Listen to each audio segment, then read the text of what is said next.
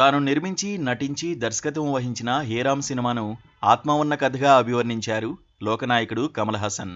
అలాగే sir Richard Attenborough 1982లో రూపొందించిన గాంధీ చిత్రాన్ని ఓ పరదేశీయుడు తీసిన ట్రావెల్ మూవీగానే పరిగణించాలన్నారు.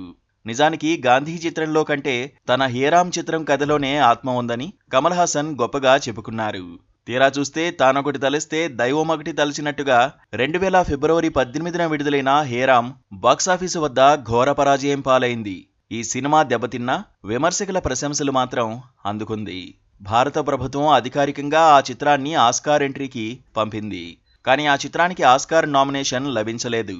తన సినిమా ప్రమోషన్లో భాగంగా రిచర్డ్ అటెన్బరో మూవీని తక్కువ చేసి కమల్ మాట్లాడినా తర్వాతి రోజుల్లో గాంధీ మేకింగ్ వాల్యూస్కు జైకొట్టారు. అంతేకాదు హేరాం సినిమాలో గాంధీలో టైటిల్ రోల్ పోషించిన బెన్ కింగ్స్లేను మళ్లీ గాంధీజీగా నటింపజేయాలని అనుకున్నారు కమల్.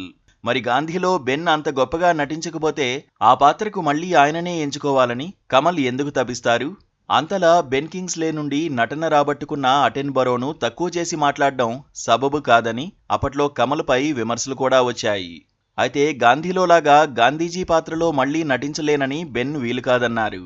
దాంతో అప్పటికే ఓ నాటకంలో గాంధీగా నటించిన నజీరుద్దీన్ షాను సంప్రదించారు కమల్. ఆయన కూడా ఆ మేకప్ కోసం చాలా సమయం కేటాయించాల్సి ఉంటుందని నో అన్నారు. అయితే కమల్ అభ్యర్థన మేరకు చివరకు నజీరుద్దీన్ అంగీకరించారు. ఏదైతేనేమి గాంధీకి ఘన విజయం సాధించి పెట్టిన ప్రేక్షకులు మాత్రం కమల్ హేరాంకు జై కొట్టలేకపోయారు.